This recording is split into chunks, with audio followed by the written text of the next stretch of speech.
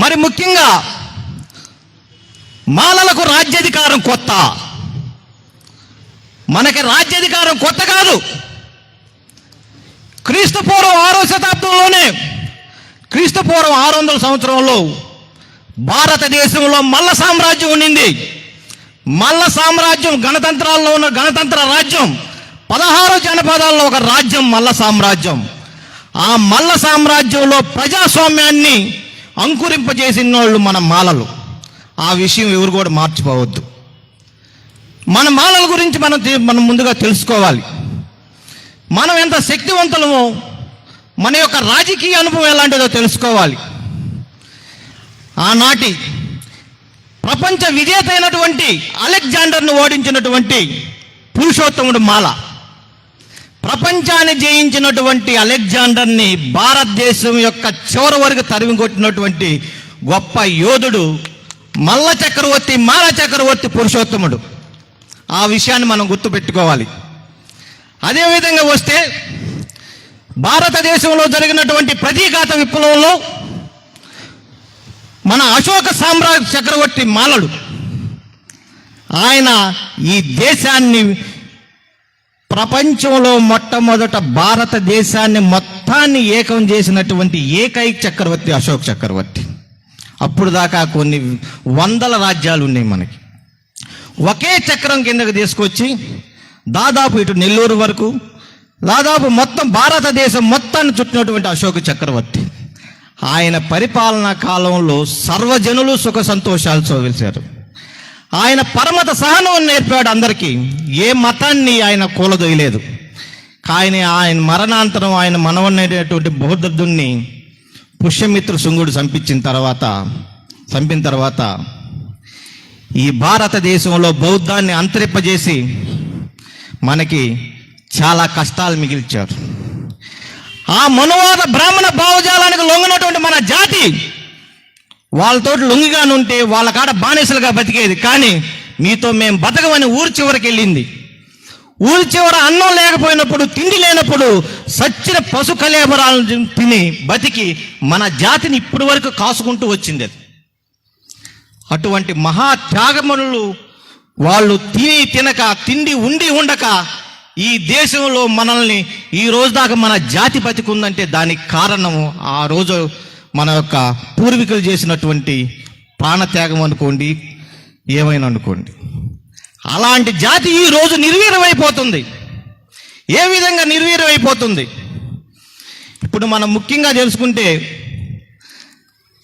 ఎప్పుడైతే భారతదేశంలో ఆంగ్లేయులు పరిపాలించిన తర్వాత ఆంగ్లేయులకు కూడా యుద్ధంలో సహాయపడినటువంటి జాతి ఏదైనా ఉందంటే భారతదేశంలో ఆంగ్లేయ పాలన సమృద్ధిగా ఉండడానికి కారణం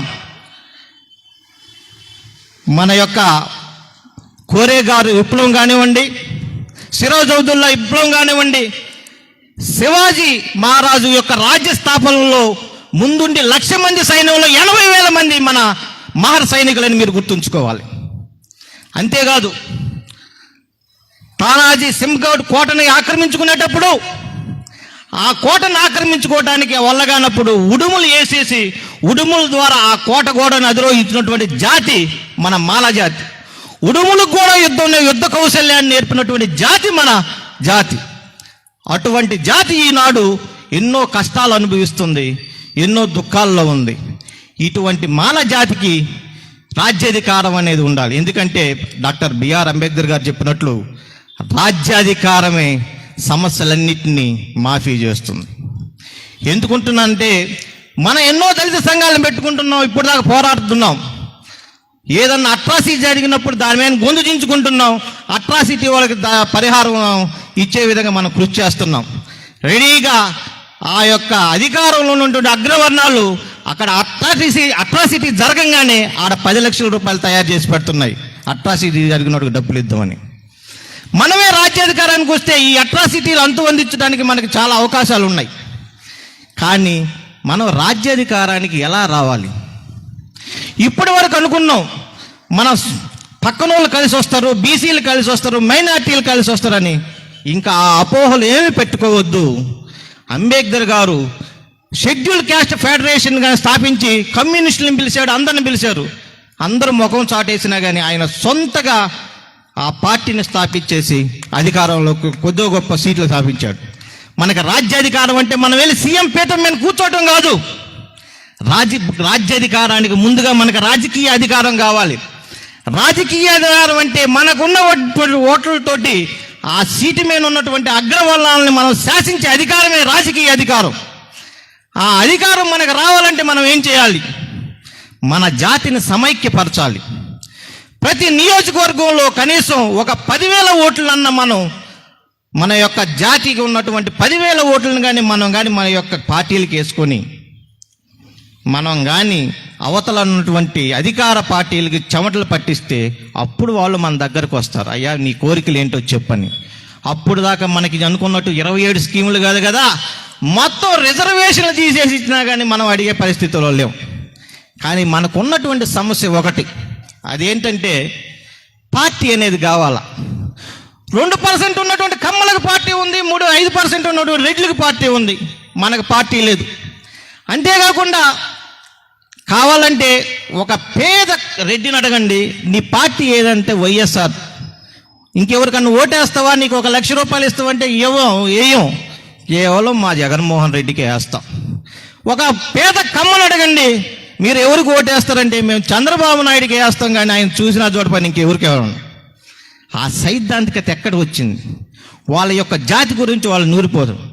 ఇప్పుడు హైదరాబాద్లో ఉన్నటువంటి ఒక పేద పంచులు వేసుకునే ముస్లింను అడగండి, నువ్వు బీజేపీకి ఓటేస్తావా అంటే వాడు 1 కోటి రూపాయలు ఇచ్చినా నేనే అంటాడు. ఒక హిందువుని అడగండి, నువ్వు ఎంఐఎంకి ఓటేస్తావంటే ఏనంటాడు. కానీ మన జాతి ఒక పక్క తెలుగుదేశం అంటది, వాడి చేత తన్నిచ్చుకొని వాడు ఏం చేయకపోతే మళ్ళా వైఎస్ఆర్సీపీ అంటది. ఈ యొక్క భావదరిద్రం నుంచి మనం బయటపడాలా. ఈ భావదరిద్రం నుంచి మనం బయటపడాలంటే మనం ఏం చేయాలి? మనకు సొంతగా ఒక పార్టీని ఏర్పాటు చేసుకోవాలా.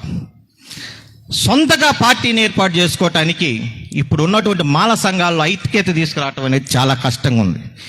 దీనికి ఎటువంటి స్వలాపేక్ష లేనటువంటి ఒక నాయకత్వం, ఒక పెద్ద మనిషి పాత్ర పోషించే నాయకత్వం కావాలి. నేను ఇప్పటి వరకు చాలా సంఘాల్లో చాలా మందిని చూశాను. నాకు కనిపించినటువంటి ఒక వ్యక్తి కేబీఆర్ అంబేద్కర్ గారు.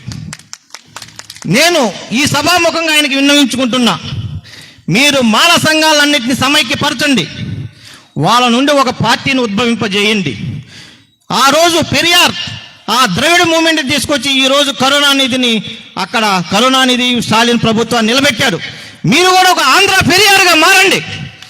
ఈ యొక్క ఆంధ్రప్రదేశ్లో ఒక మాల పార్టీని మీరు స్థాపించి తద్వారా ప్రజలను చైతన్యం చేయడానికి మాలాంటి వాళ్ళు చాలా నడుం బిగిస్తాం. ఆ రోజు దళిత ఉద్యమంలో ఏ విధంగా అయితే ఆ దళిత మహాసభకి వీళ్ళంతా పోరాడారో, ఈ విధంగా మాల రాజ్యం కోసం, మాలల రాజ్యం కోసం మాలలు పెట్టేటటువంటి ఏ రాజకీయ పార్టీకి కూడా మా వంతు సహాయ సహకారాలు పనిచేస్తాం. కాబట్టి మీరు పెద్దలు చొరవ తీసుకొని ఇదే వేదిక నుంచి మీకు నా యొక్క విన్నపం, మీరు మాలల యొక్క రాజ్యాధికారం కోసం ఒక పార్టీని ఏర్పాటు చేయడానికి మీరు అందరూ సమాయత్తం. కానీ ఇంకా నేను చివరగా 1 నిమిషం మాట్లాడతాను. మన చప్పిడి రవిశంకర్ గారిని గురించి చెప్పాలి. ఎందుకంటే అంబేద్కర్ ఒక మాట అన్నాడు. అంబేద్కర్ లండన్లో ఆయన న్యాయవాది పట్టా పుంచుకొని వచ్చిన తర్వాత, అయ్యా నీకు న్యాయమూర్తి పదవి ఇస్తాము, నువ్వు ప్రభుత్వంలో చేరంటారు. 3 సంవత్సరాల తర్వాత నీకు హైకోర్టు జడ్జి ఇస్తామంటే అవన్నీ ఆయన తోలనాడేసి నా జాతి కోసం కసిగా పనిచేస్తాను, అంతేగాని నేను ఈ యొక్క పదవులకి నేను అమ్ముడు పోనన్నాడు. అప్పుడు ఆయన దగ్గర నెలకు 100 రూపాయల సంపాదన కూడా లేదు. అట్లాంటి దీనస్థితిలో కూడా ఒక కమిట్మెంట్ తోటి ఆయన మన జాతి కోసం కృషి చేసి ఈ లెవెల్ దాకా తీసుకొచ్చాడు. ఆయన అంటాడు, నేను ప్రవాహానికి కొట్టుకొని పోయేటటువంటి మట్టి ముద్దను కాదు, ప్రవాహ గతిని మార్చేసేటటువంటి నేను ఒక మేరు పర్వతాన్ని అంటారు.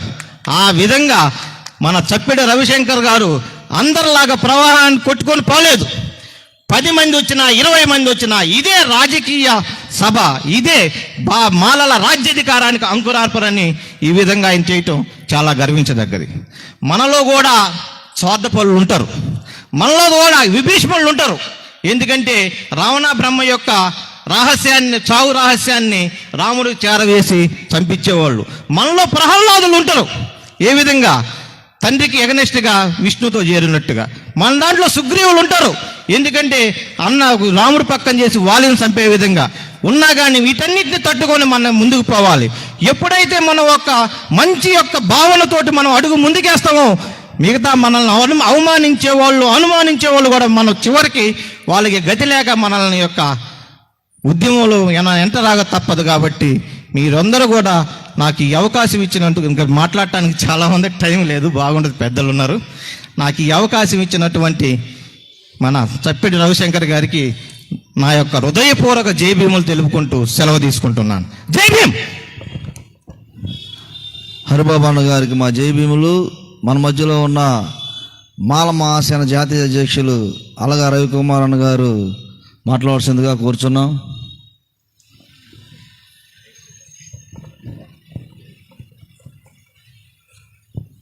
అందరికి జై భీమ్ చెప్పాలి. జై భీమ్ అమ్మా చెప్పాలి. మీరు అందరూ జై భీమ్. చాలా సంతోషం. సకల దేశ శాస్త్రాలను శోధించి మనిషిలోని మానవతను పెంచి, సకల దేశ శాస్త్రాలను శోధించి మనిషిలోని మానవతను పెంచి, ప్రతి మనిషికి బ్రతికే హక్కును సాధించి, ప్రతి మనిషికి బ్రతికే హక్కును సాధించి, ఆత్మగౌరవంతో అనునిత్యం పోరాడిన భరత జాతి నిర్మాత, భరత జాతి ధృవతారా, మహామహుడు మహోన్నతుడు బాబా అంబేడ్కరుడు. మేకలని బలిస్తారు పులులనెవ్వడివ్వడని, మేకలని బలిస్తారు మనలాంటి పులులనెవ్వడివ్వడని, చూపుడు వేలితో దోపిడి దుర్మార్గుల చూపి బోధించి సమీకరించి పోరాడమన్నాడు. అణగారిన వర్గాలను మేలుకొలిపినాడతడు, అణగారిన వర్గాలను కదిలించిన మహాగణుడు, మహామహుడు మహోన్నతుడు బాబా అంబేడ్కరుడు. జై భీమ్. చాలా సంతోషం. ఈనాటి సభాధ్యక్షులు నా తమ్ముడు